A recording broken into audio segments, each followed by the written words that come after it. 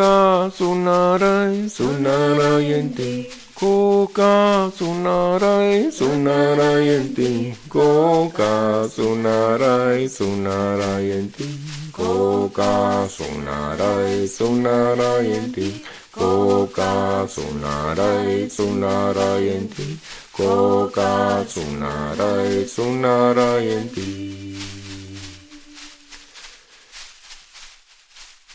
Hello, hi, welcome to this episode of the Mango TV podcast. Today I'm very excited to have Rachel Pringle and Johann Urb. Rachel Pringle grew up in Miami, where she overcame great sickness from birth to the age of 8. In and out of hospitals with meningitis, severe asthma, a collapsed lung, and multiple broken bones, her first years in this lifetime were about cultivating inner strength and resilience. This taught her about the divine intelligence of the body and the irrefutable magic of unconditional love. She specializes in communication alchemy, sensuality through embodiment, trauma release, and dynamic tantra. Her teachings are steeped in the awareness of self and unlocking the body's physical and emotional contractions to merge with the moment, becoming a master of energy and creation. Her mission in life is to guide people to their deepest purpose through realigning them with their spirit, their physical form, and affording them the limitless energy and confidence to live the life of their dreams. It sounds like a program. Johann Urb is a master breathwork and meditation teacher. He's a sought-after spiritual teacher and a coach. He has held a daily spiritual practice for over 30 years and is the creator of the pyramid breath method, a unique method of using sound, movement, and optimum oxygenation techniques to dramatically shift our state towards positivity, freeing us from past trauma, allowing us to eliminate old belief system, patterns, and habits, and connecting us with our sacred sexuality in a safe and responsible way. Johann has the unique gift of bringing his deep spiritual perspective to his coaching practices. In relationships, finding life purpose, creating healthy habits, conscious communication, and experiencing fulfillment. Welcome, guys. Thank you so much. Thank you so much for having us. So just to do a quick context on why you guys are here. So it seems like, just from your biography, a perfect fit with the Mango TV interest and theme we've been exploring with documentary and podcast and blog. Mango TV is about studying and learning and understanding personal development, spiritual development, sacred sexuality recently, and psychedelic science. And it seems you guys are perfect for this new subcategory that we're going to call couple secrets or couple longevity secrets.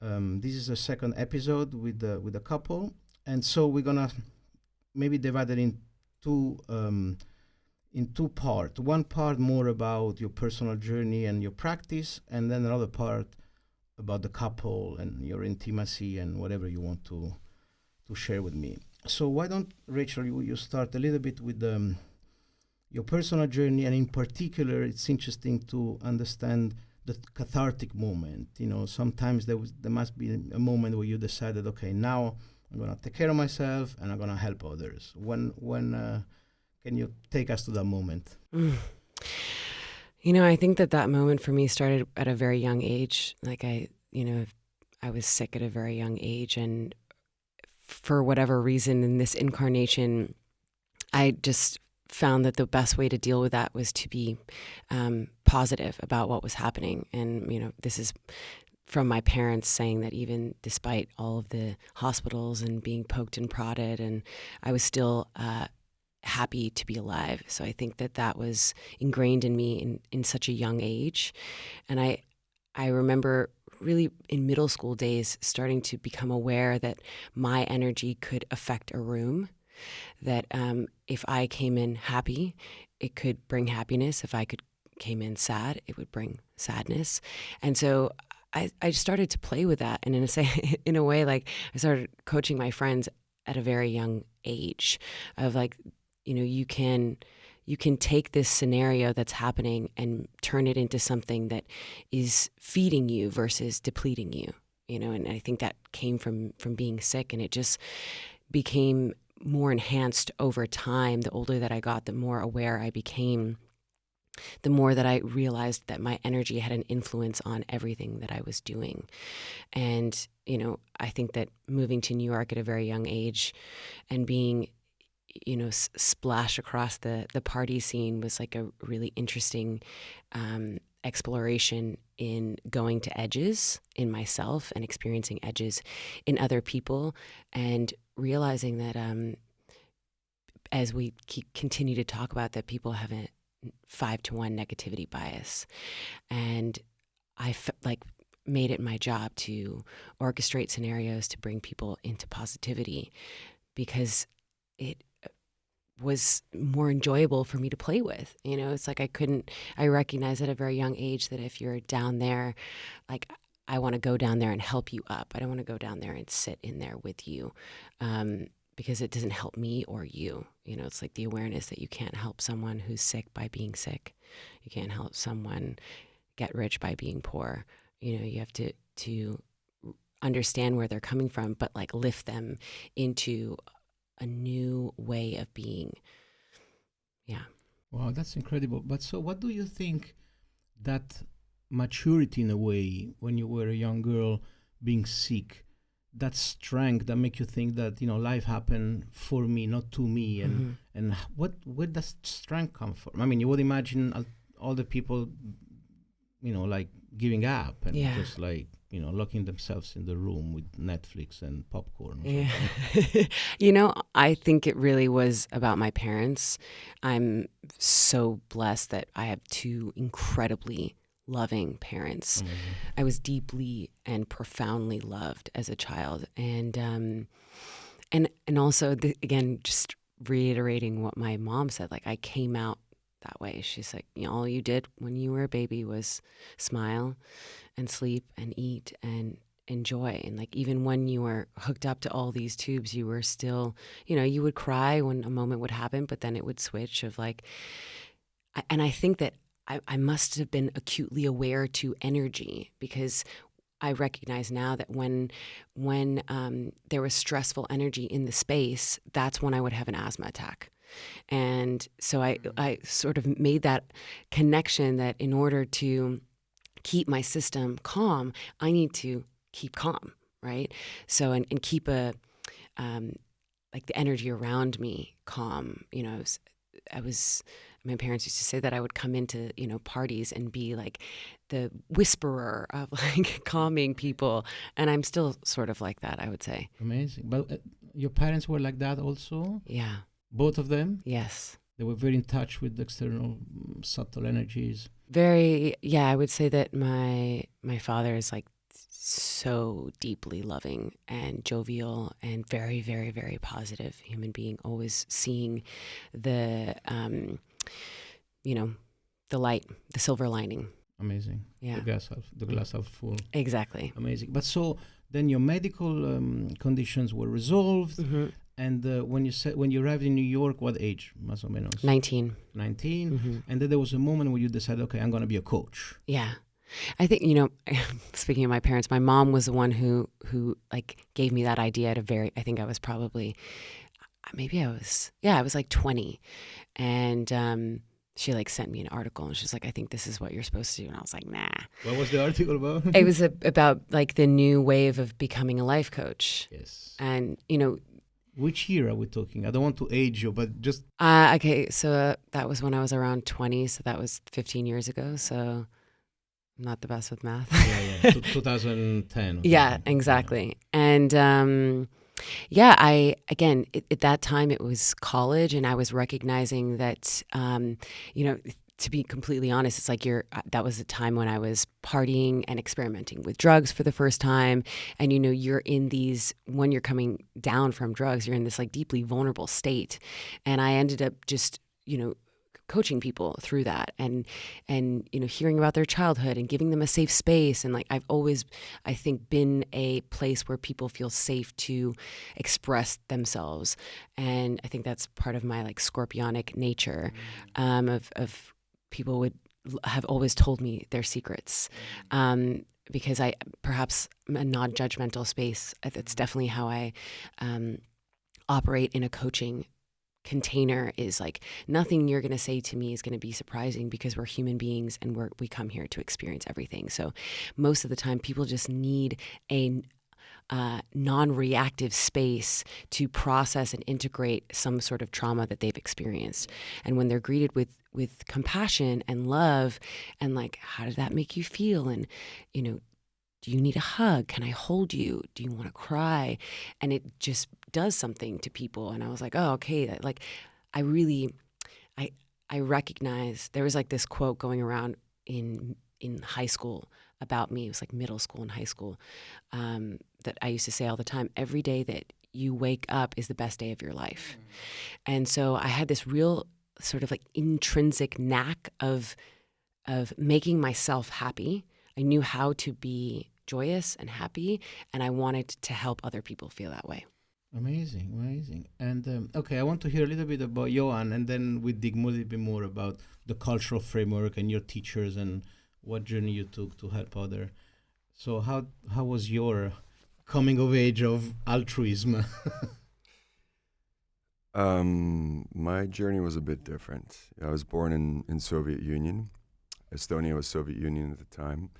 And so, you know, as you can imagine, the conditions weren't as favorable for freedom and love to be expressed in the same way as in other places. And then my mom, I had a wonderful family in Estonia, but then my mom and I moved to Finland to escape, essentially, Soviet Union in '87. And that was quite the traumatic experience for me, because it was, you know, you're getting out from behind the Iron Curtain, and you don't know if you're ever going to see your family again. And it was Kalashnikovs, dogs. Like it was crazy. It's like you're leaving prison. But you didn't move together in '87? My mom and I moved together, just me and my mom. So you're concerned not to see your father again? My dad really wasn't in my life almost at all until the age of 16. So at that point, my dad was actually a dissident. He was in jail. Also, KGB put him in jail. So I had this very interesting family dynamic where part of my family was sort of KGB and the other part wasn't.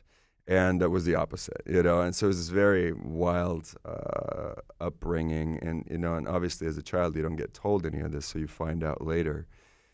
And but for me, at that young age, I really shut myself down because I made up. How old were you? I was 10. Mm-hmm. And so I made up a story. In order to survive, I would have to protect myself by completely turning off my feelings and not showing anybody any weakness, right? So in my mind, and I think this resonates with a lot of men especially, we associate vulnerability as weakness. And so as a young boy, that's the story I made up in my mind. I was like, oh, so if I'm vulnerable, if I'm authentic, I'm weak. I can't have that because I have no one else to protect me. And so I created this persona in high school in Finland. My nickname was Iceman, because whatever you threw at me, I just pretended like it didn't affect me. And obviously on the inside, it was like broken glass, and I would be, I'm a highly sensitive person. So it was this. You remember you were hurting inside? Oh my God! Oh yeah, all the time. You were aware it was a mask? Oh my, majorly. I was suicidal. Wow. And that's how my journey started, because I was definitely very depressed, suicidal, and in Helsinki. In Tampere. This was when I was living in the second largest city in Finland at the time, where we ended up, which wasn't as bad as like the small places. But to them, I was a Russian. I was I was the enemy. Even though I was Estonian, and to me, the Russians took our country and our freedom, and it's being played out very much right now in Ukraine, and in the Eastern Bloc, everyone's feeling that same fear again. But so for me, my inner journey really started when I didn't know what to do. So I started to, at 14, at night, close my eyes and go within. And I didn't know about meditation, I hadn't read about it. It just I found that when I closed my eyes and I just went in, I felt like I was falling and becoming smaller and smaller and smaller. But then it felt like I was falling in all directions at the same time. Like it was this odd feeling of non-space. or space in a way that I'd never experienced before. And then one day when I was doing this exercise, I had an out-of-body experience where I flew out of my body, my awareness flew out of my body into a tree, up the park, down the park, back through a tree into my body, and the whole experience probably took like 15 seconds, maybe a little bit more. And I remember, just being totally freaked out and being like, what the fuck was that? Like, what just happened? And I remember looking at my hand, looking at my body, looking at the room and going like, everything looks different. But then I was like, is everything different, or is it I've just never looked at it before? You just take reality for granted, this is what is, versus, oh wow, this is a very curious experience.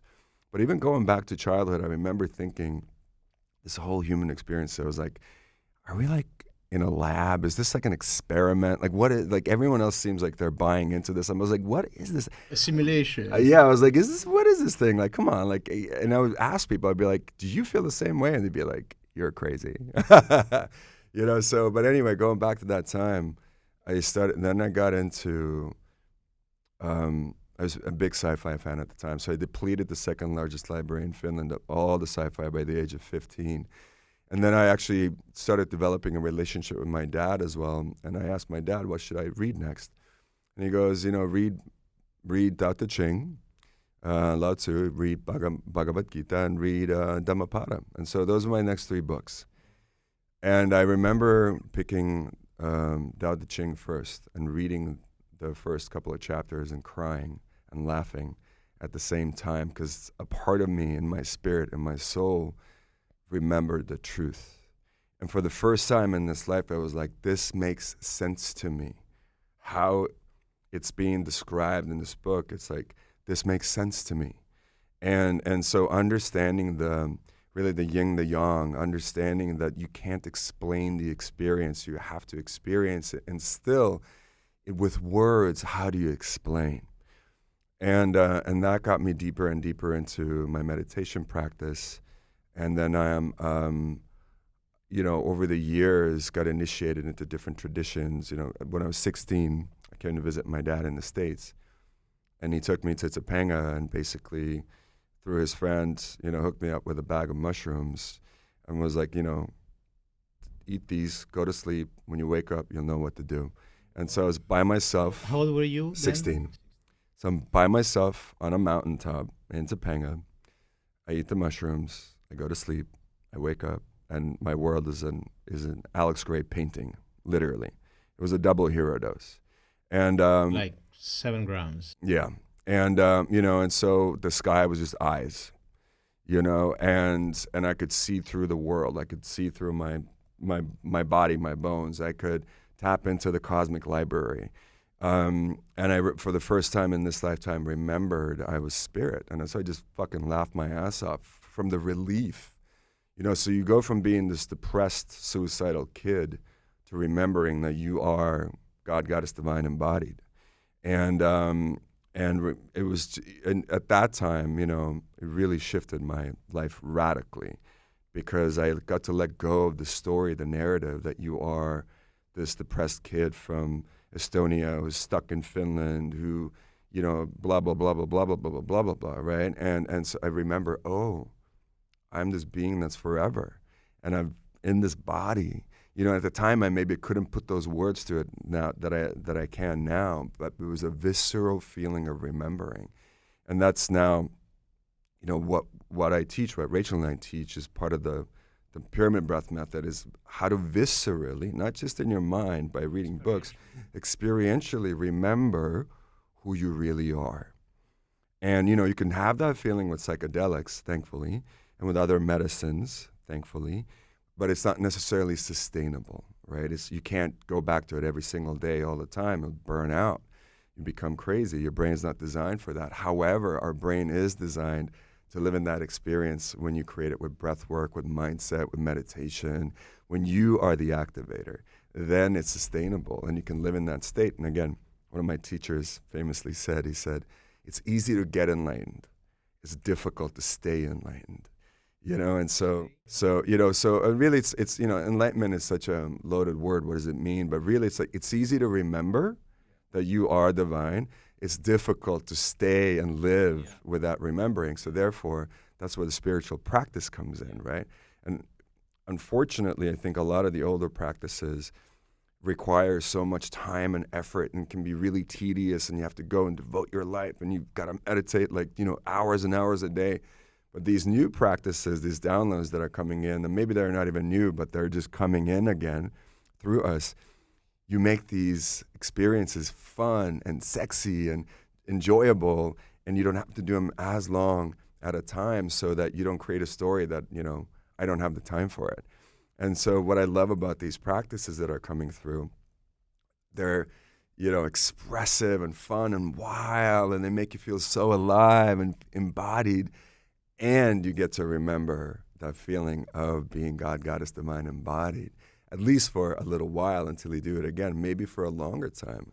The more and more of us that are doing it, we then create a morphic field together of holding that frequency. So we're around each other, even just us being at your gathering the other day, meeting people for the first time, being like, you remember. And we together remember, and we create this field together of remembering that we all can relax into. And it's a gift and a blessing, not just to ourselves and each other, but to the whole world. Yeah. I want to dig a little bit deeper on the teaching from the books and the different tradition. But allow me, I want to just make one comment, and my listener heard that many times, but I want to repeat it once again. The high dose mushroom, now we know from the research from the neuroscience pharmacologists that have done these psychedelics, this magic mushroom, particularly with people in fMRI, with functioning magnetic resonance imagery, and you see that basically the psilocybin, the active component of the mushroom, reduce the blood in what they call the default mode network, which is 3 big hubs in the brain, in the prefrontal cortex, the thalamus, and the medials or something. And when this default mode network get weakened, Michael Pollan in his book says it's like the director of the orchestra of your brain fall asleep. Mm-hmm. So now for the first time, all the different pieces, like I explained it to my son, he said, I understand, it's like pillow fight moment. Basically in your brain, you don't have the grip of your biography. Mm-hmm. So you're not anymore the kid from Soviet Union with this personality. And that allowed to, for the first time, be free and allowed to be who you really it brings back radical authenticity. It's I have goosebumps. I have so many people sitting in that chair that they've shared how their life was changed by a psychedelic experience, from Bruce Perry to Alejandro Lozano to Daniel Pinchbeck to almost everybody, Maya Magdalena. I have, if people are curious, check out the other podcast. But okay, just to stay a little bit on track. So you read this book. One was about the Veda and the old Indian teaching. One was about Lao Tzu. Mm-hmm. And the third one was about? It's Buddha's book, Dhammapada. I see. Mm-hmm. But so then you went to Topanga. You had your awakening with mushroom. And then what was your teachers? What were your masters? So for me, the next time I went back to the States, I was 17. And then my dad and uncle, we were driving across the country to move from LA to New York.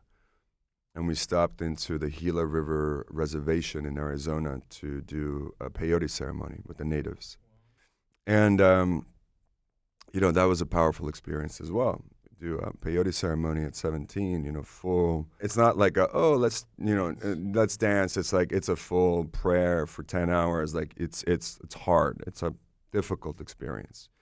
And I, again, had a very powerful, profound experience.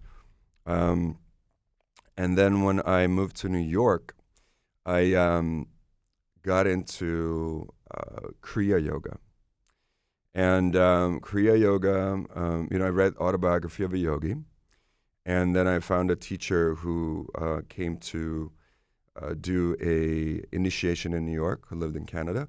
And so I went deep into Kriya Yoga. I did 3 initiations. The Kriya Yoga last of which is a 9-day initiation. Tell us a little bit about Kriya Yoga. Kriya Yoga is, for those, I highly recommend if people haven't read Autobiography of a Yogi, which is the story of Paramahansa Yogananda.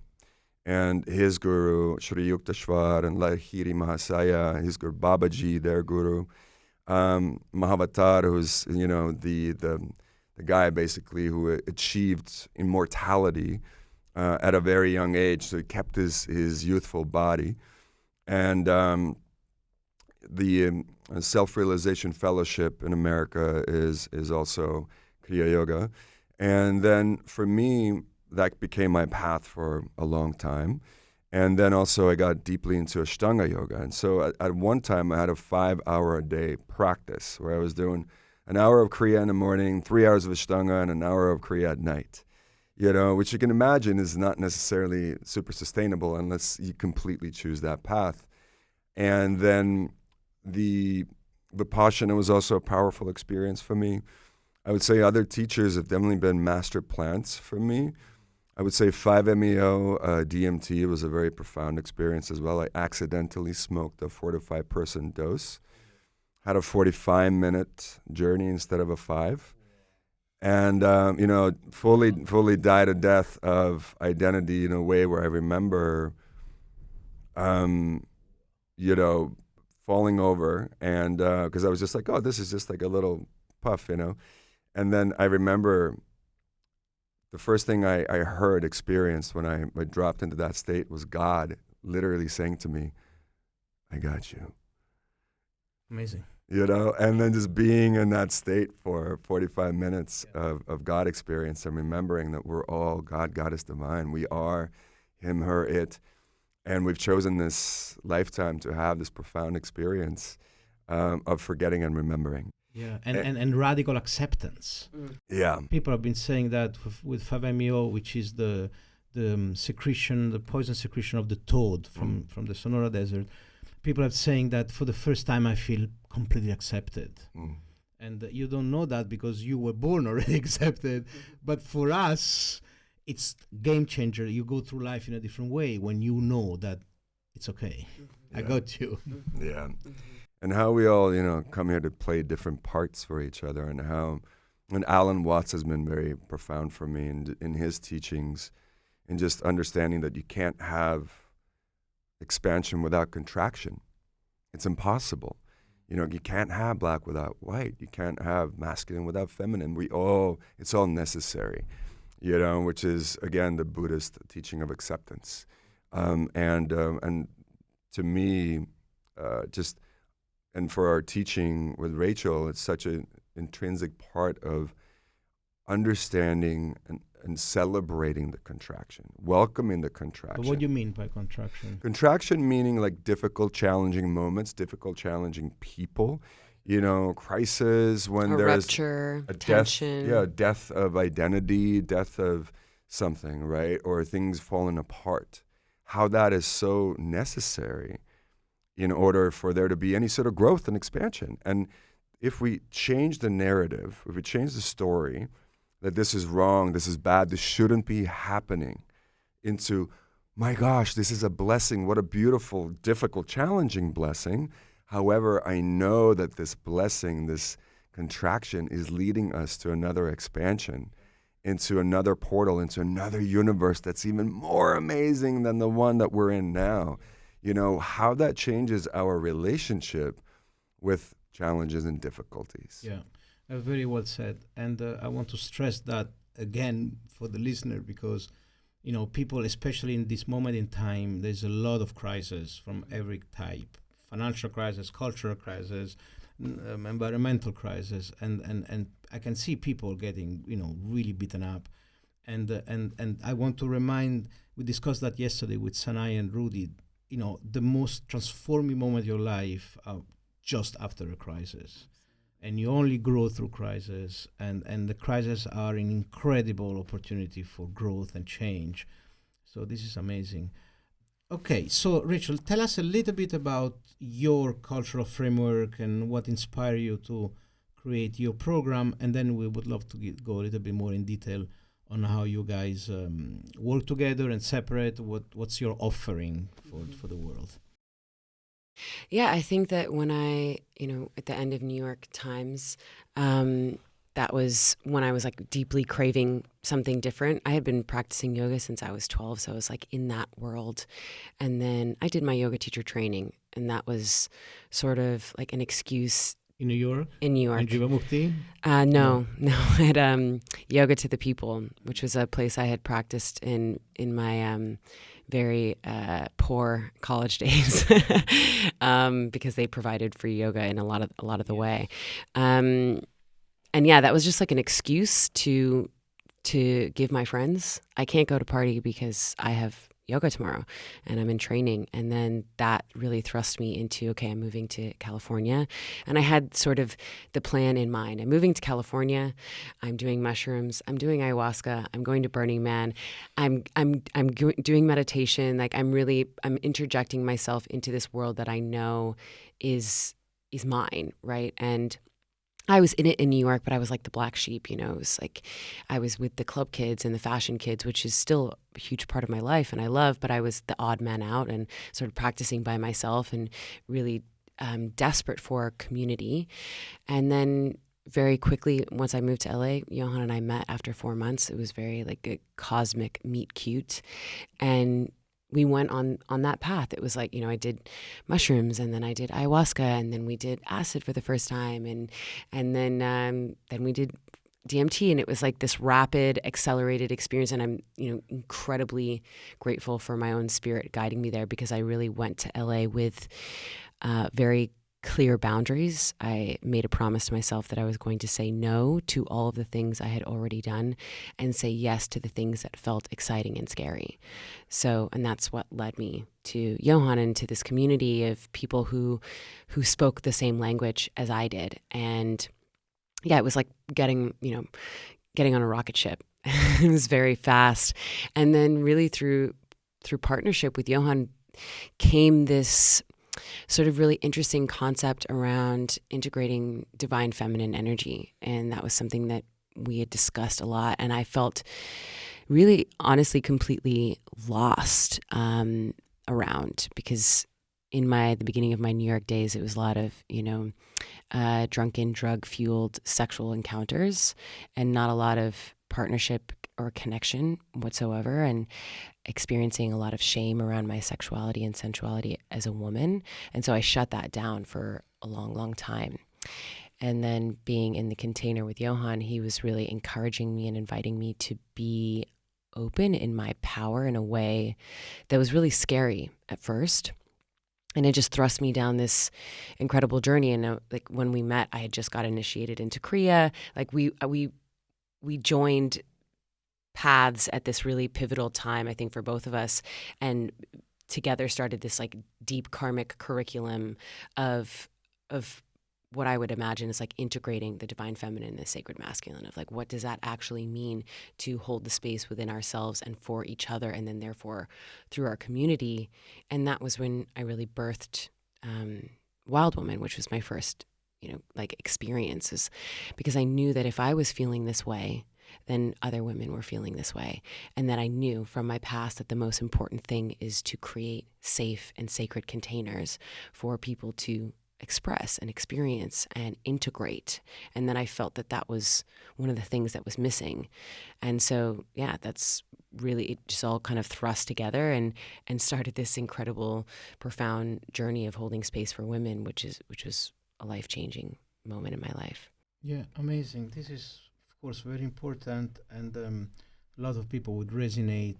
People think that, with the sexual revolution and all this sex positivism, there's so much happy, beautiful sex around, but yeah, there is still a lot of frustration and disenchantment. And, I follow this English podcaster called Chris Williamson, who goes very deep in understanding the sexual habit of the new generation. And the statistics are horrendous. Like more than 50% of men below 30 have been celibate involuntarily for a year.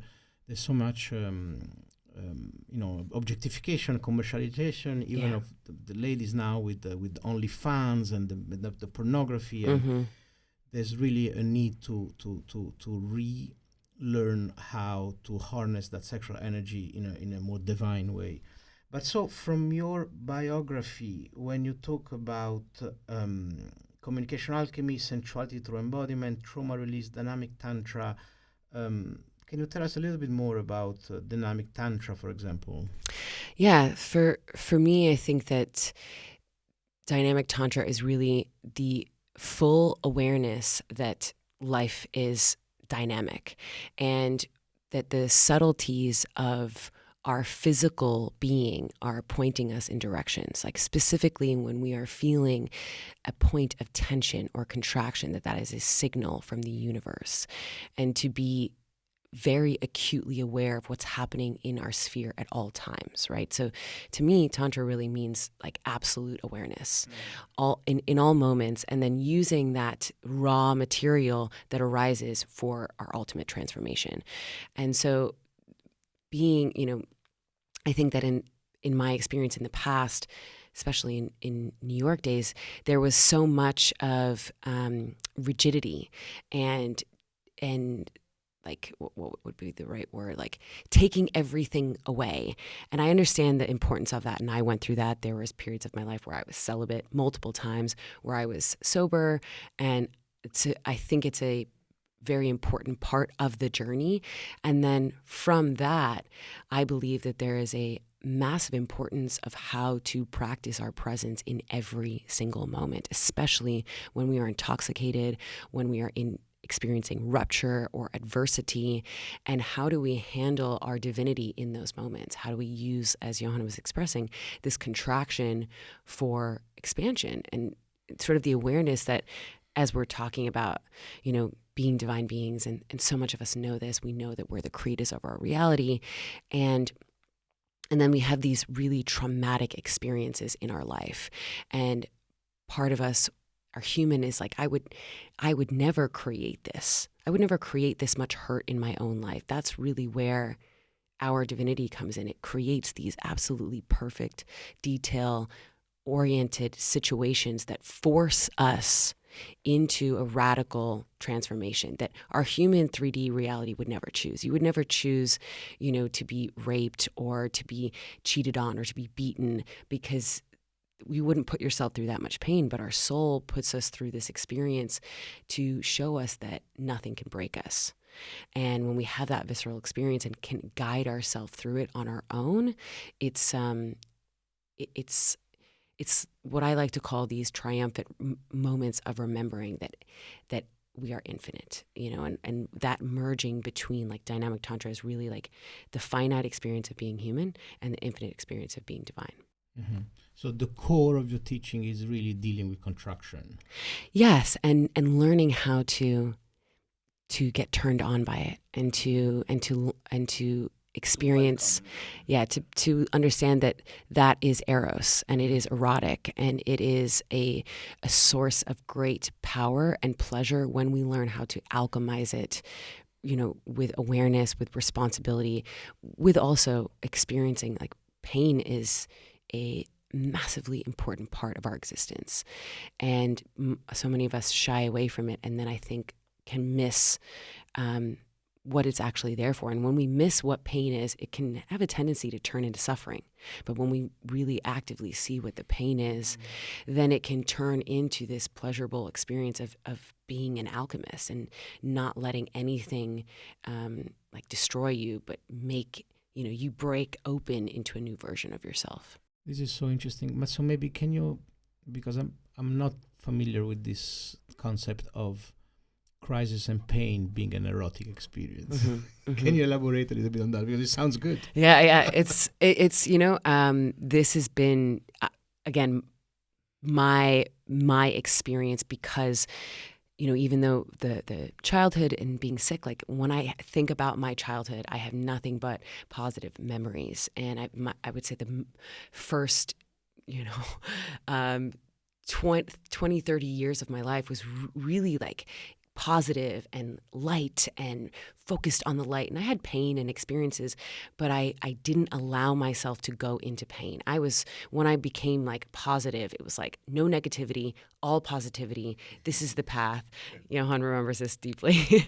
This is the path. And I was in a way avoiding feeling anything deeply. She was wearing triple rose-colored glasses all the time. Yeah, I was like, let me shatter those. Yeah, I was in a rose-colored glass bubble, and and through our experiences as a couple, where it broke me open in a way that, like, again, it was past my own control. It was out of my control, and it was deeply painful, devastating, and I remember 2 moments specifically in that time where I had no choice but to let go. I couldn't do anything else.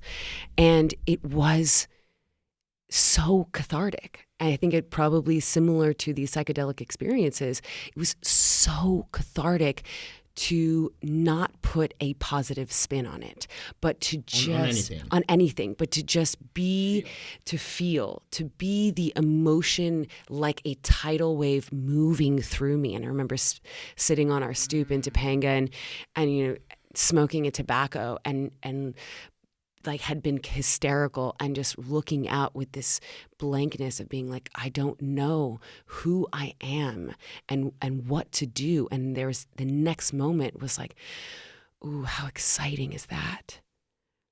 Because it broke away this version of who I thought I had to be, which was nice all the time and keeping everything together with everyone and everything's okay and great. And it was like, oh, is the excitement of the unknown. Excitement of the unknown.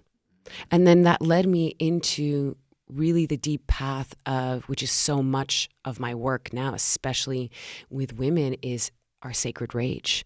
And once I started to actively participate in that, when you allow yourself, again, in a safe, sacred way. You're not pointing this rage at a particular person. You have a container to express it freely, wildly. The only thing you can't do is hurt yourself or another. So anything is allowed. The freedom of that expression, oh my God, it's like, it makes me emotional and like I have full body chills, is so electrifying and erotic because it's aliveness. And it's the same feeling in a way that happens when you're having a deep, profound orgasm. Your heart is pumping, you're sweating, your senses are heightened, you're aware, and you have, in a way, no control. You're giving your whole energy up to something beyond you. It's an incredible experience. Beautiful. I think this understanding would really help a lot of people. When you're in crisis, feel the excitement. Yeah. But so let me ask you this, because I explore a little bit, I did an ISTA level 1 2 months ago. And I, for the first time, I think, start to understand the difference between sexuality and eros. For me, was, we associate sexuality with a sense of lust and desire to engage sexually with the person and to, not to own it, but to go, to go towards intercourse. Whereas there's different moment in this retreat where I felt the familiar sense of eros, of excitement, but without the desire to own. Without the hard-on, without the lower chakra, but the butterfly here.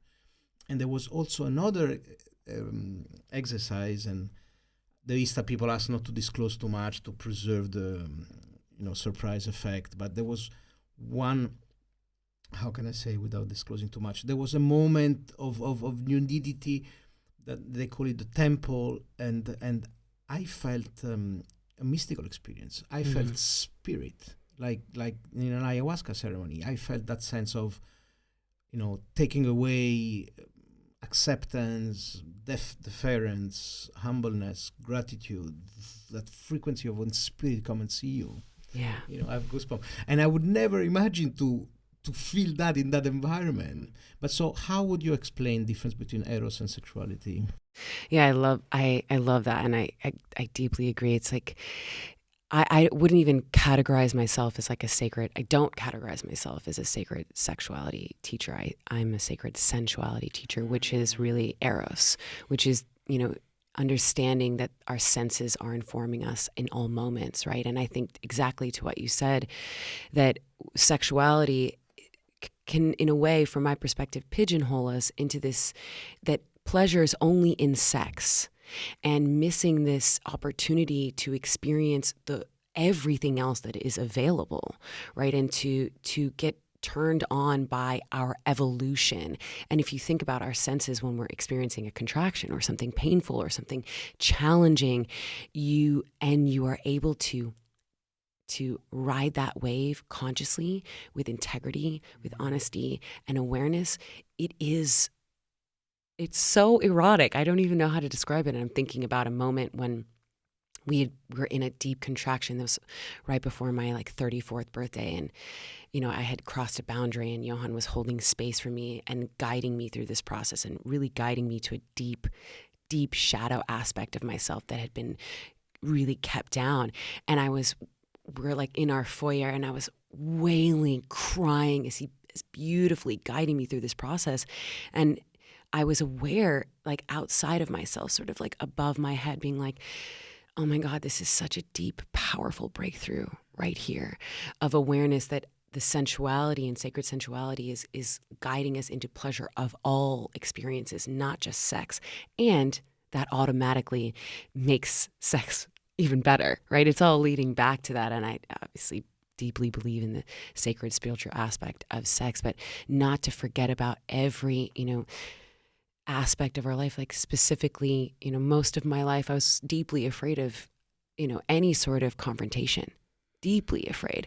I was trying to keep everything calm. And now with these tools that we've, practiced and have come through us, I'm not afraid of confrontation. I'm excited by it. So if there is someone calls you and is like, hey, we need to talk, usually the reaction is your stomach falls. You're like, I don't know what to, and I get turned on because I know that it's an opportunity for me to be in my mastery and to express myself with love and kindness, to be in my truth.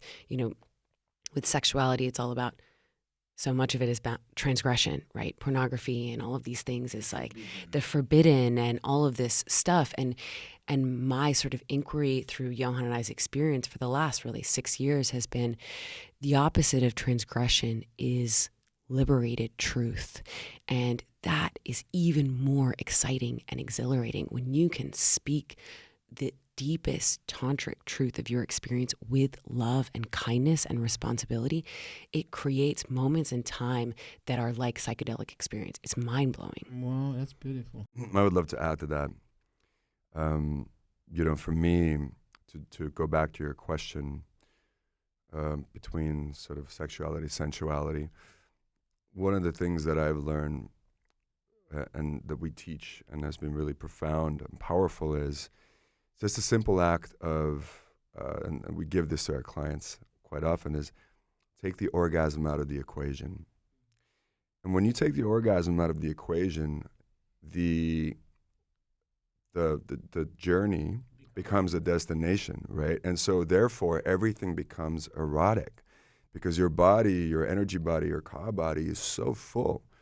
And when you're more present, so every moment can become erotic. When you look at a flower, it's erotic. You look at the sunset, it's erotic. When you eat, it's erotic. Definitely when you eat. And if you guys haven't experienced the pyramid breath method, it's very erotic. Very. And the whole point of it is how do we take this energy that's usually concentrated in the sexual organs and in those chakras in that region, and how do we invite that energy to the heart, to the brain? How do we open the channel from below as well as from above to meet at the heart? And then it becomes this experience of heartgasm, where you live in this state of joy and love and connection that's erotic, but it's not sexual necessarily. You can cultivate that energy in that direction if there's a desire, but it's not the only pathway for it. Rather, it really expresses through your whole being, and then everything that you do becomes that. And people go what are you using? Are you using a special lotion or an oil, or what's your secret, And so it's really how becoming masters of energy. How do we take that energy from this region to the heart? How do we cultivate that? And then from the heart, everything else is informed by the heart energy. And then it's just ecstatic in a whole different way and so sustainable and so clean. It doesn't mean that you can't fuck and do, go crazy and go into fantasy and go, do all the transgression things. But now all of it is with awareness. Yes. Which is even sexier. Even more fun. Yeah. And you're not hurting anybody. You're not doing it in secret. You don't have consequences like you normally would, where it's like, you got to live with guilt and shame and, you live in the shadows. Like all that stuff is now brought into the light. And it's just as juicy. Yeah. And it's sustainable. So since we are here talking, you mentioned the pyramid breath. This is a little bit of one of the pillar of your teaching. Mm-hmm. So we will put on the show notes a video, but describe it a little bit if you can, and also how do you use it within a more holistic, I imagine, consultancy. So pyramid breath is a practice that was channeled through me. It uses basically 3 different modes. And the first one is really about creating a lot of heat, a lot of energy. It was fast breaths in and out. And we're getting the body, the mind, everything in the body activated, because part of the practice is we use a lot of imagination. And in front of us, we imagine there's this fire of transformation.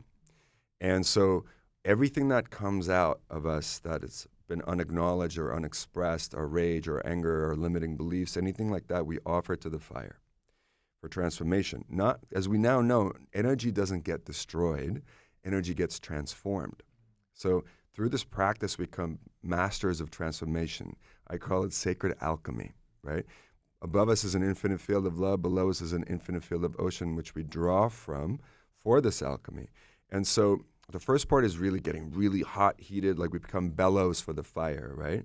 The second part, we slow it down and add in sensuality, getting really embodied, get really deeply expressed through sound and feeling of any of the discomforts, limiting beliefs, again, like go even deeper into it now that we've shut down sort of the critic up here in the brain, and the body's able to express just through sound without words and through movement, anything it's been experiencing. And then the third part is now taking all this energy. We die this proverbial death, or this imaginary death of identity, into the fire. And then our rebirth into the fire is pure creativity, pure energy.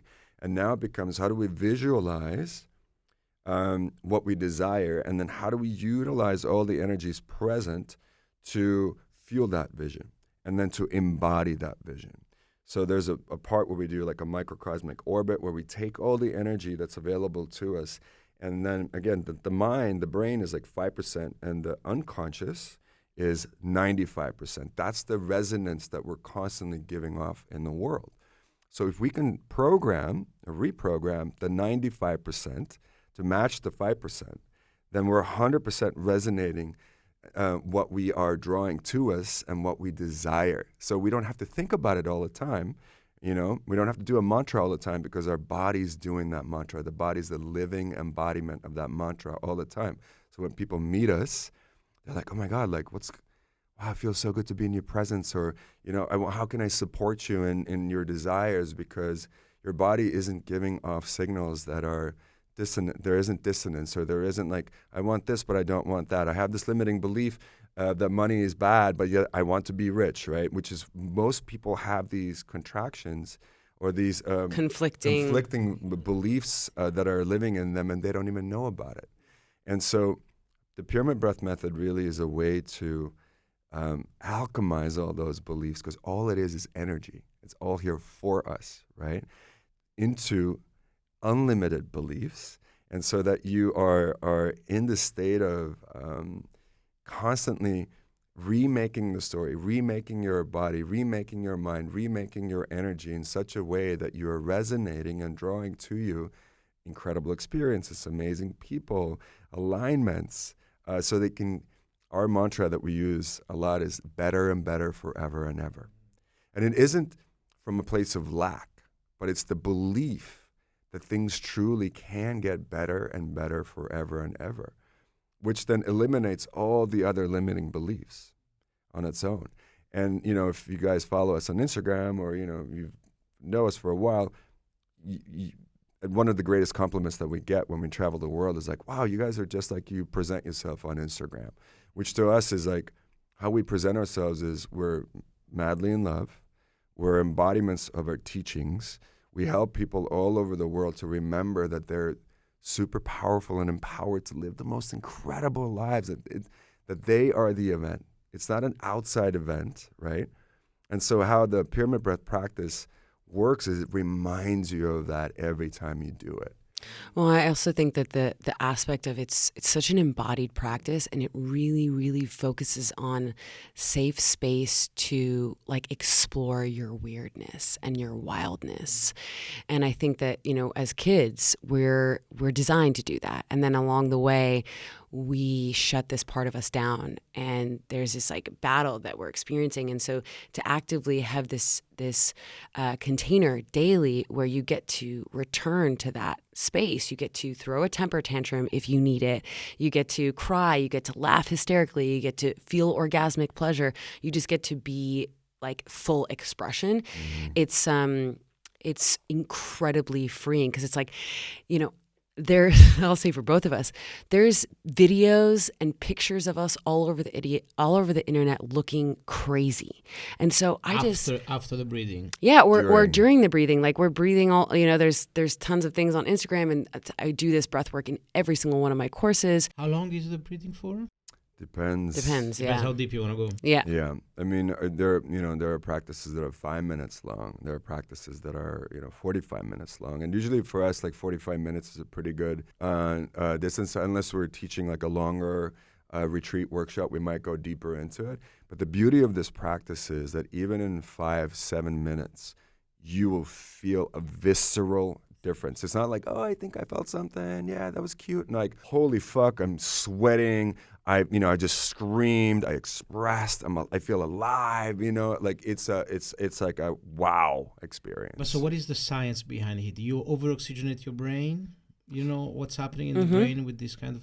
So what happens is we are actually activating the deeper part of our nervous system that is the, I forget all the right words for the nervous system, basically the animal brain. Yeah, your limbic, limbic brain. So we're actually taking blood away from our prefrontal cortex, and we go into our animal body, which then tends to hold the contractions, the trauma, wounding, and then we give that part of ourselves permission to just wild out, like go crazy, express yourself, and then when that has happened, our nervous system just calms way down and opens up.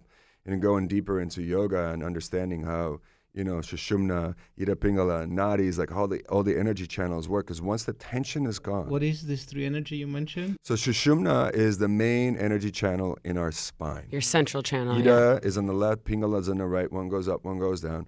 And the Nadis are, basically, if you look at our nervous system, there's like hundreds of thousands of like nerves, right? That's what in the Vedas and in India, in Sanskrit, it's called nadis, energy channels. So we clear the energy channels to be more open. We open, because there's a lot of spine movement as well. So we literally are extending the spine, opening the central channel for our energy, the cerebrospinal fluid to flow. And once our nervous system is open and relaxed, it's so available for reprogramming. Our thoughts literally create our reality. So right? Psychedelic experience. Yeah, exactly. And so in a very short amount of time, we're able to then, with our thoughts, to create a new reality for ourselves. We literally proverbially die a death. When I guide people through it, it's like, we offer ourselves to the fire in such a way that we are dying a death of our past trauma, our past experience, our future projections, and then we invite the divine to guide us into a rebirth so that now we can expand our container, we can expand into better and better forever and ever. And what does that look like? And then embodying that, all of that. So that when you're done with the practice, you feel renewed. You feel like you have been rebirthed and reborn. And again, this can happen in a very short amount of time. And you had a lot of fun doing it. And you got out the stress, right? And so you're embodied and present and radiant in a whole new way. Wow, amazing. And talking about rebirthing make me think that Stan Grof created the holotropic breathing, right? Mhm. And my wife went through it, and she went full on through her birth canal again, and that's very common. Yeah. Yeah. I had a similar experience when I did it as well. But how come do you think that evolution has organized for us with this heavy breathing to have this rebirth? Who knows? Who knows? You know, for me, what I believe is that when we tap into that full divine God, goddess, divine space, and remember that we are her, him, we also know that we are forever and ever into infinity. And it's, and it's a blessing, and it's in some ways maybe it's a challenging blessing because you are forever, and that's all there is. And so I believe that we come here to have this human experience so that there's a beginning, a middle, and an end. There's black and white. There's, you can be born and you can die and you can have all these experiences. And I believe that we have left ourselves clues. Yeah. So really simple clues. because if you didn't remember until the very end, life can be really bleak, really difficult because we're challenging. masters of creating story. And so if the story and the narrative in your head is constantly, life sucks, why am I here? And again, I've had this narrative. I don't know why this is happening. What's the point of all this? I feel trapped. I want to end my life because it's so challenging and so difficult.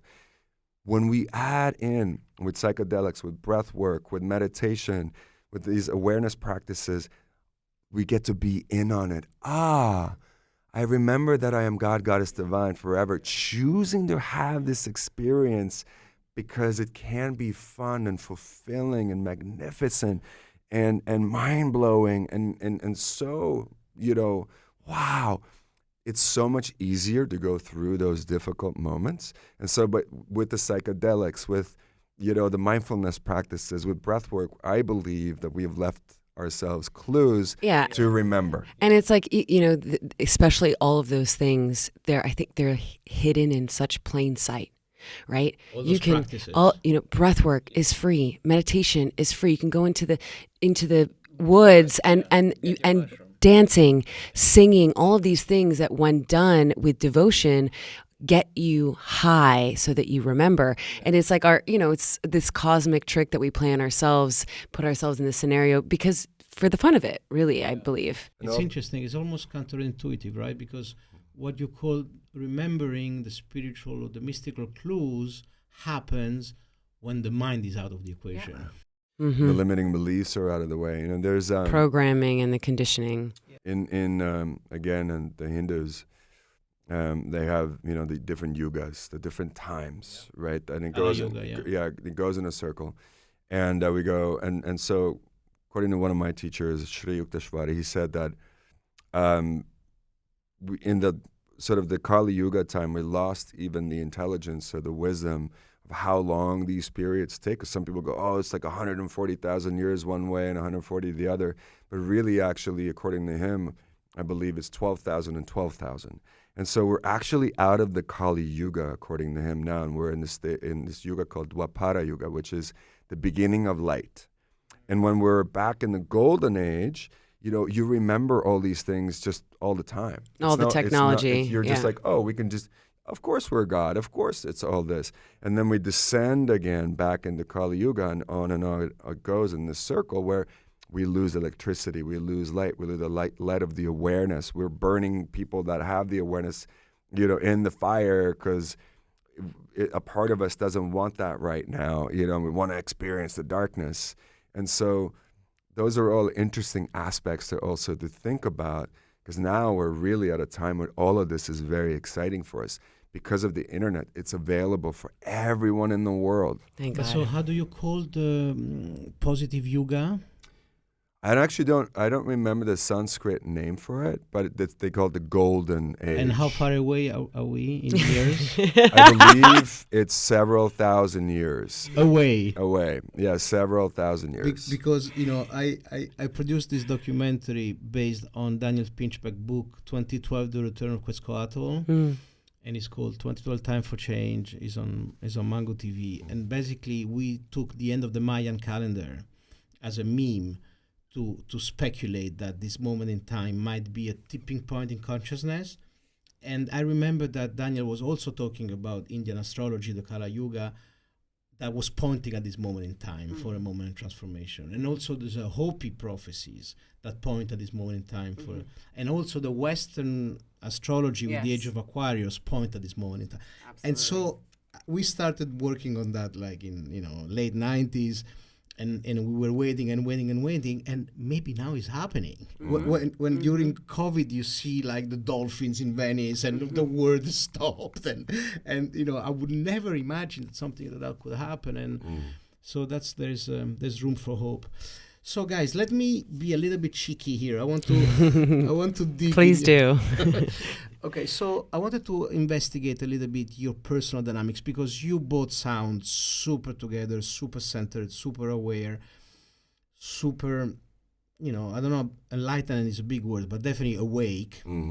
But then, as you know, when it comes to couple dynamics at home, all this clarity might go out the window. You had like me, we had like an absent father, so sometimes maybe when she doesn't come, when she forgot to pick you up at the airport or something, it can trigger that sense of abandonment.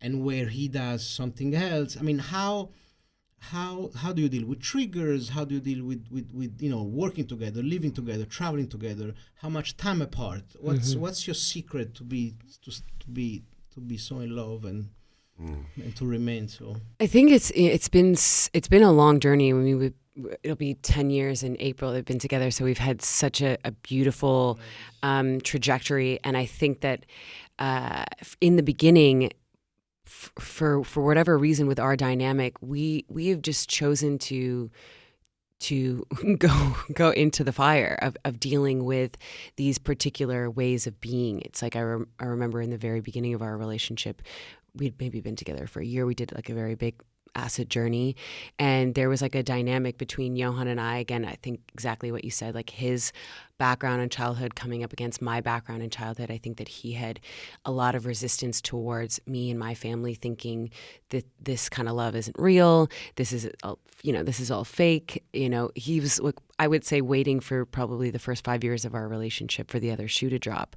And there were moments when we just expressed what was there. I remember that moment specifically, and I was like, the way that you're talking to me is not creating more love.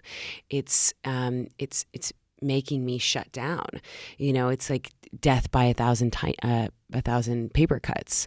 And so we just kept on doing these things, and really through that integrated into conscious communication, which has been the basis of our relationship, and something we're widely passionate about. And I think part of our mission here on the planet is to get everyone in the world to use this way of connecting, because we don't experience a lot of contraction anymore. And when we do, we know what to do with it, because we're in the understanding and the awareness of what energy does, right? All of us human beings have the same desire to feel connected, to feel safe, to feel in love, right? To be seen, received, heard, loved, all of those things we all want pretty much no matter who we are. And so we have the ability with language, with tonality, with body, with our energy to create that. So when there's triggers, it's like, my thought always goes to what's really here. If you're upset at me or I'm upset at you, it's not because you didn't take out the trash. It's because there's something else. The memory. It's something underneath it, and something that I like to play with specifically. And I know our dynamic is different, and he can sort of explain about me, but with what you just expressed with the childhood, like when we went through our big rupture, there were moments where I could tell that his childhood was coming up. So he would be saying these words, but I was listening to his energy beyond what he was saying verbatim. And I'm like, this is your abandonment coming up. This is your disbelief in love, or that you deserve love, or that you're worthy of love. And so I remember him saying, well, maybe this is just who I am, because, he had done something that wasn't nice. Maybe this is just who I am. Maybe this is just the type of person. And I said, no, this isn't who you are. I know who you are. And I'm not going to leave you while you're hurting, even though I'm hurting too. I'm going to stand here in love and use this as an opportunity for us to expand. Yeah, that's so mature and beautiful. And if you can, when you hear words, don't listen to the words, but listen to the energy. That's a great tool. Yeah. To avoid to be then triggered on your, and get that cycle. Yeah. I would say that in our, the people who we were when we first met, when Rachel with her rosy colored bubbles, and me who didn't believe that Iceman. Iceman and pink glasses. Yeah, exactly. And we really, even though there was the thing that has been our saving grace, was a very big part of our teaching as well, is that we always shared a spiritual practice. And, for us, that those moments, even before we, had come up with conscious communication, before we embodied the tools that we now embody and teach, we were able to still find a connection point through our practice together. Because when you just are in the mind about, who's wrong or right, and it's such a dead end, and it's a loop. It goes on and on and on. And so for us, and we remind our clients all the time, and our audience, when you even 5 minutes of doing breath and expressing will literally change your state in such a way that you kind of almost forget about that previous narrative that you were in, and you're able to have a fresh start. Instead of just, when we are in the same state and we are same identity, same energy, it's very difficult for anything to move. When you change your state, there's openings. And so in the beginning, that was our saving grace. And, then we went through, Rachel talks about our rupture, which is like, we had falling in love with different people. We were not connected. We felt very unsure about our relationship. We weren't fully expressed at all. We were not fully expressed at all. And then through this experience, when shit really hit the fan, and you couldn't look away anymore because it was literally covering everything. It was a moment of fully revealing everything, where there was no more secrets. There was no more, and this was, with the possibility that will end our relationship, right? But literally being like, here it all is. Yes, there's been, yes, I've cheated. Yes, these are the things I don't like about you. These are the things I'm afraid of. Yes, I'm in love with this other person. I'm very confused, and from her, and she was able to, from me, because I kind of went through this process first, able to really hold me in it. And then once I was flip-flopping like a fish and didn't know what to do, and she held that space for me, not knowing if she wanted to go on, then when she felt safe enough that I was steady enough, then she got to do the same. And through that process, really for us was, she held me through my death into my rebirth, and I held her through her death into her rebirth. And through that experience, even though it took us like a year or a year and a half, or to recover, to fully trust each other again, and all of that, but the amount of respect that we have for each other, the amount of trust that was created through that experience, and then the desire to be in discovery Yes. and to create for other people who clearly are going through this all over the world, tools and ways to not be afraid of that moment, and then how to make that moment, when it arises, better, so that you have an arsenal of skills and tools at your disposal to be fully expressed. Maybe that moment doesn't even need to happen because you have been able to express yourself fully before it, right? And knowing that it shall come unless you do express yourself, which gives you the impetus to handle stuff right away. So most of us, when a contraction happens or something happens, we just tuck it away. We're like, I don't want to deal with it. Now is not the right time. Or maybe you just blow up right away. And so, it makes the other person shut down, depending on your dynamic and the way that you were raised and all that. But how can we create a way through it all in a way where, like Rachel was expressing before, we're no longer afraid of the contraction. We can get excited about it. Yes, it's still intense, but we get excited about it because we know that the contraction is leading us to an expansion. And so for us, in retrospect, looking back, we're so grateful for all of the people that were, in this journey with us, for all of the actors that we cast in our movie, so that they would play out these parts, so that we would feel all this desperation, all the stakes, the possibility of losing each other. Without all these moments and all the heaviness, all the bigness of it, we wouldn't be who we are today. We wouldn't know what we now know. We wouldn't be able to serve ourselves, each other, and the world in the capacity that we can. We're no longer afraid of our own darkness. We're no longer afraid of anybody else's darkness. We're like, bring it.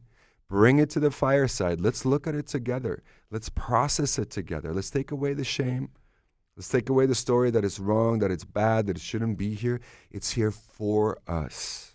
I think like the two main things that I'm hearing from you is like the two things that we've taken is our spirit. We've had a spiritual practice. We've been practicing together for almost 10 years. But how does it look like when you say spiritual practice? It's like... I mean, when we first got together, it was Kriya. I mean, when we first got together, we would do 2 hours of Kriya every single day.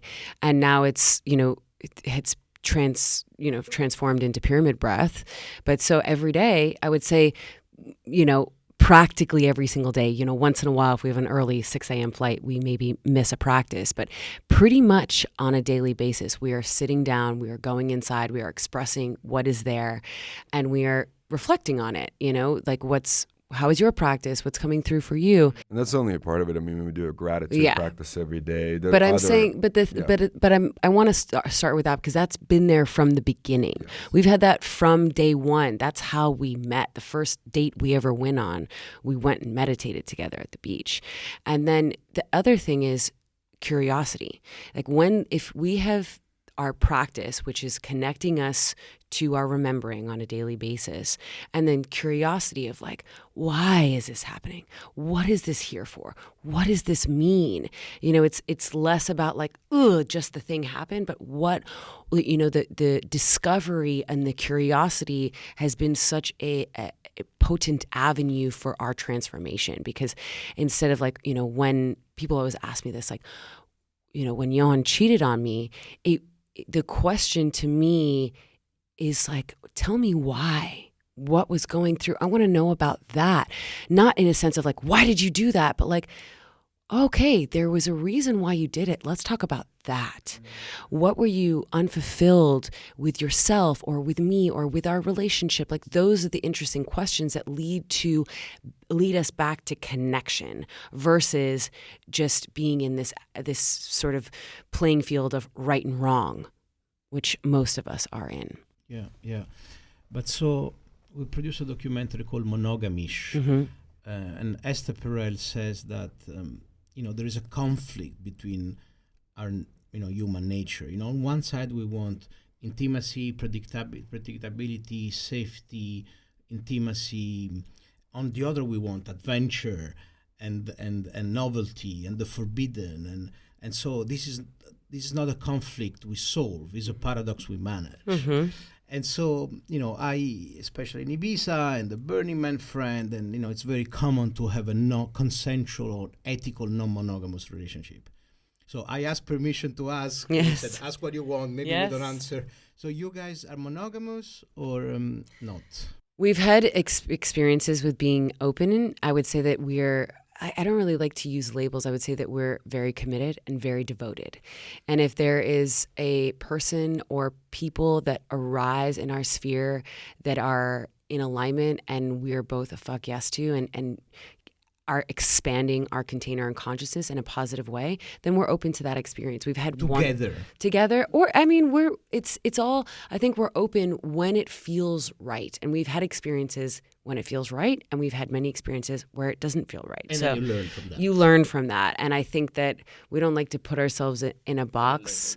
I would use, going back to what you said, my love, which is whether it's our practice, whether it's the practice of just being alive, or our own spiritual practice, or the way that we approach sexuality, we are in discovery. Yeah. And that's the one of the martial arts that was my favorite that I learned, which was Krav Maga, which is an Israeli military martial art. And what I loved about them versus the other sort of older techniques, and I would say jiu-jitsu is similar, is that they're constantly evolving. It hasn't become rigid, right? If there's a new weapon, if there's a new thing that anything comes up, how do we adapt? And similarly with the spiritual practice, like pyramid breath is constantly evolving, constantly changing. When things become rigid, when it's the same for me, the example is like when a person decides that I'm now a grown-up, which then goes, okay, so you've stopped learning. You've stopped being in discovery. You're the ultimate sort of, I now know everything. There's nothing more to learn. This is how everything is. And life just keeps going. Life never becomes rigid. Life is constantly dynamic and changing, So we also, with our practices, with our mindsets, with our bodies, with our beings, we get to stay in that discovery. And that's what makes everything so fun. I love Esther Perel. And again, all of the teachers, they have their own unique take on things, and we've learned so much from them. I'm currently listening to a book by Jamie Wheal, Recapture the Rapture, where he kind of goes further than maybe Esther Perel into the exploration of how can you be in a committed relationship and explore love and tantra and ecstasis and ecstasy through that experience, so that it gets better and better forever and ever. So with others or within the couple? Within the couple. And I think that's what, like, to what we were expressing before, and to exactly what you said. Like, I hear that sort of that issue is like, well, we want to be really intimate and really close and really committed, but if we do that, if we say everything, then the mystery goes away. And I'm like, no. I don't agree with that at all. I think that when you are actually committed to liberated truth, the honesty is exactly what Johann is saying. You are ever evolving. And so what actually takes place is like you become these two deeply mysterious beings who feel completely intimate and connected. And I would say also, walking down or, having lunch in Ibiza town in the square, we're constantly like, oh my God, check out that fucking absolutely. hot girl or guy, or we're constantly, I guess the Perel, would say third energy. We're third energying our relationship like every moment, and so we're bringing it into the bedroom and And so for us, that's our current state, and again, we're evolving, we're open to having different experiences. And so it's fun for us.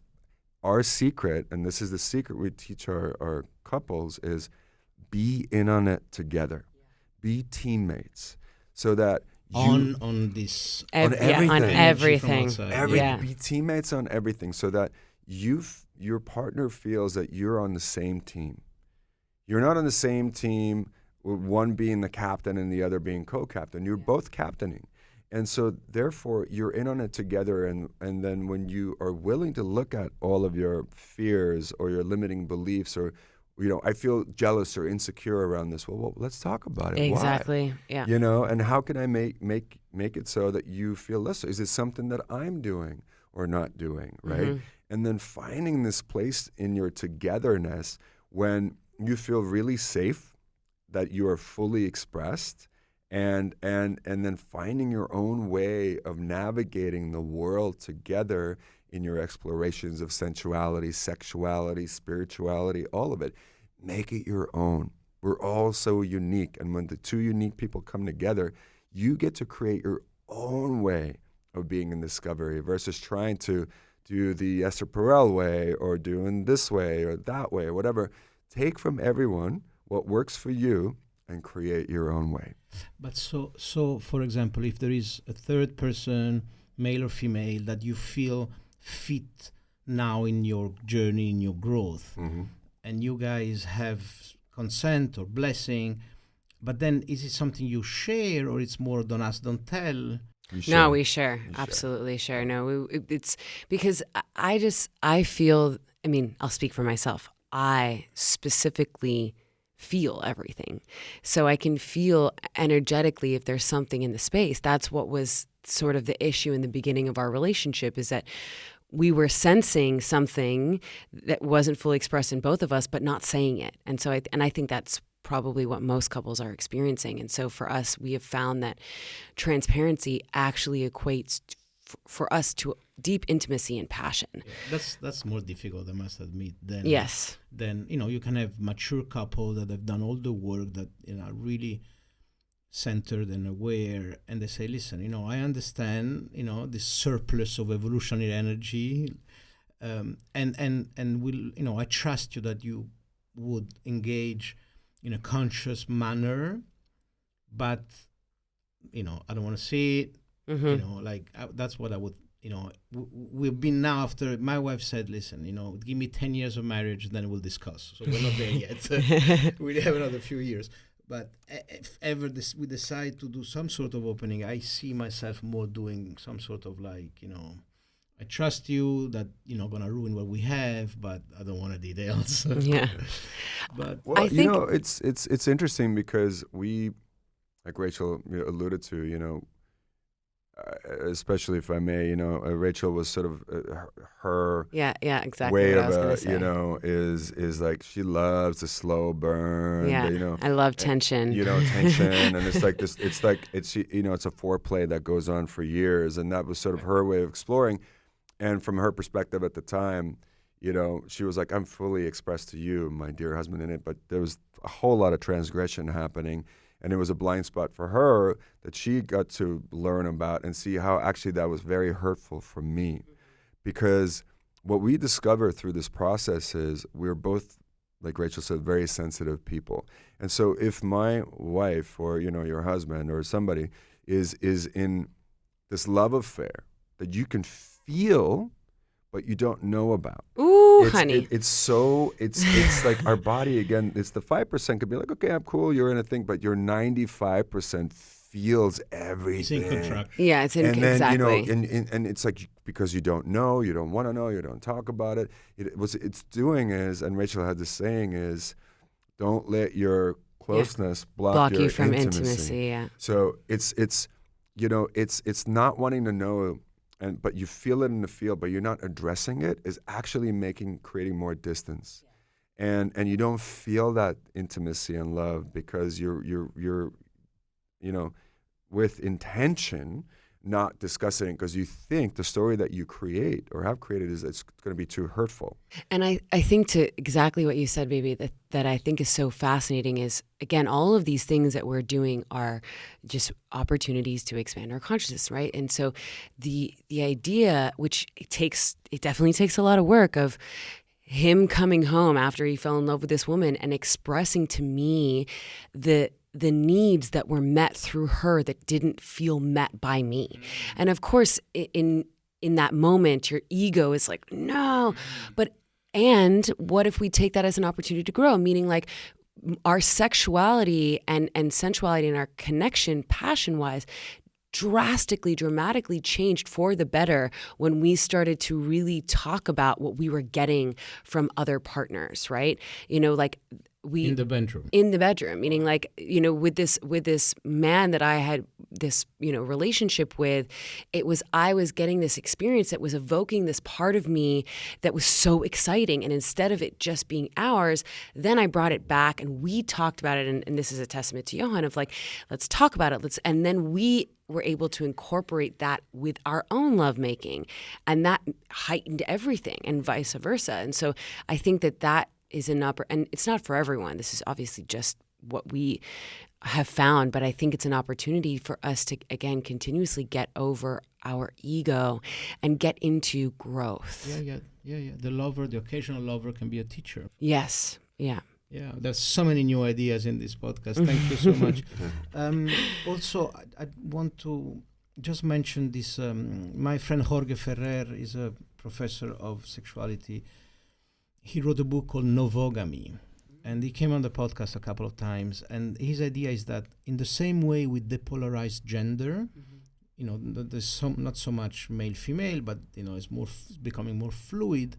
He proposed to depolarize monogamy and non-monogamy. Mm-hmm. Because he says this polarization doesn't bring anything positive. It just accentuate the tension and the contraction of the monogamous people tell the non-monogamous, you guys are all pigs, and the non-monogamous telling the monogamous, you're all boring and you're like, losing your vitality by not embracing your sexuality after so many years. A lot of people I know stop having sex. And he proposed novogamy, which is more like a spectrum. Yes. And I like that. You guys are that. You are novogamous. Absolutely. I like that. It's not explainable. It's like any of these experiences. And I think both Johann and I are like, don't believe in rigidity. We believe in flexibility and fluidity. It's so much more fun. Our mind is going to change it's supposed to change. We're supposed to evolve and expand. And boxes and identities just trap us. And then we feel guilty or shameful if we want something different when we're supposed to evolve. And I would again add that I believe that all of the experiences that come our way are here for us. And again, going back to our big rupture, and just reminded me of what you said, what we got from these other people. Like, what part of my feeling with Rachel was because of her rosy glasses, she wasn't able to see my trauma or to meet me in that place. I didn't know that she would be able to hold me, my fullness, because from my perspective, everything was just like peaches and cream all the time. And she was afraid of darkness. She wouldn't watch dark shows, for example, on TV, And then I was lacking a part of sensuality or a part of depth that she got through this other man experience. And through this experience, we both gained a whole other spectrum of ourselves by having the willingness to go like, okay, so what are you getting from this other person that I'm not yet able to give you? Because we used and utilized that again as that contraction into an expansion. Instead of making up a story that we're not enough or we could never have that, even though those stories came up, we didn't stuck with them. And then we got to expand into a whole other way of experiencing ourselves and each other and our relationship that is so profound. And I really want to honor, again, Rachel, because I don't know if anybody else could have been on this ride with me. She so fervently and fully, relentlessly believes in love. That she was able to hold that frequency through all of the ruptures, through all of the ups and downs. My tendency would be to walk away. And so I want to, say to our audience out there, really believe in love and believe in the power, unless you're being like physically, emotionally harmed in some way that is, clearly it comes from malice. And it's just knowing that, again, to what we talked to, is like, don't listen to the words, listen to the heart, and she went into the heart, into my heart. All of the barriers that I had built, the Iceman barriers, were useless because she just bypassed them with the heart energy. And that's why our teaching, again, pyramid breath and everything that we do is heart-based. How can we take the energy from the genitals and from the brain and make love at the heart? Because the wisdom of the heart is the greatest wisdom. Scientifically now know that the heart reacts before the brain does to any stimuli. The heart is quicker to react, informs the brain versus the other way around. Amazing. Okay, guys, we've been together 95 minutes. Oh my God. Let's just to conclude, let's pick one each client that you think has I'm sure all your clients benefit from your teaching and they all have transformation, but you have to pick one, the poster child of your practice. Would you do that? And just talk about it? Just saying, in what condition did it show up? Describe a little bit the process. What was the... oh my gosh. I have so many wonderful... You can look at testimonials on, I on have her site. It's I'm wild. so blessed to have such incredible... I'm thinking one specifically that... no names, of course. Yeah, of course, that just, has just made like a... She said it to me the other day. She said, you've completely helped me rewire my entire brain. Right. And, she's like, now at anything that happens, I know what to do with, right? And I think that's like my specialty, my line in coaching is like, everything you're experiencing is okay. We're going to get through it together. And like nothing, that's happened to you can never define you. And when someone like groks that, I've just watched her go from being like, semi-successful to being wildly successful. She's full, like, she came to me straight out of a breakup. She's fully in love with her partner. She's like, just bought her first house. She's like in her best, she's just like, I'm the happiest I've ever been. And when things arise, I know what to do with them. It's wonderful. One of the things that comes to mind for me, and again, I'm so grateful to say that I have so many amazing testimonials, but actually this one is on my site on pyramidbreath.com as a video testimonial. It was this beautiful fire captain, fireman, who said, I save people's lives, in a physical form, and you, Johann, you save people's lives in a spiritual way, where, we come to you and we think we're this one thing, and we think we're faced with these impossible, tasks, and then we have the experience, and you realize that it was all a story, and that you have a whole life ahead of you, and it's a new beginning. And it's so, to me, hearing, again, having gone through deep depression myself, to know that there's a cure for it. Right, that you can get to the other side. If you can alchemize that energy, is the greatest compliment. And so I'm grateful that I get to receive that over and over again. I get to give that gift over and over again. Amazing. So we will put on the show notes how to find you guys. So breathwork.com. Pyramidbreath.com. Pyramidbreath.com. And IamRachelPringle.com. And then we'll put the Instagram links. That's it. These 4 links. Perfect. Thank you so much, guys. That was beautiful. I hope people will, I know people will enjoy and, hopefully contact you guys and increase the list of testimonials. Thank you so much. For having us. Such an honor.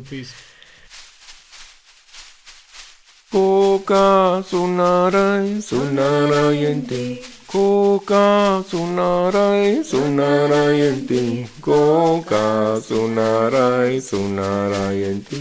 Koka sunarai sunarayanti. Koka sunarai sunarayanti. Koka sunarai sunarayanti.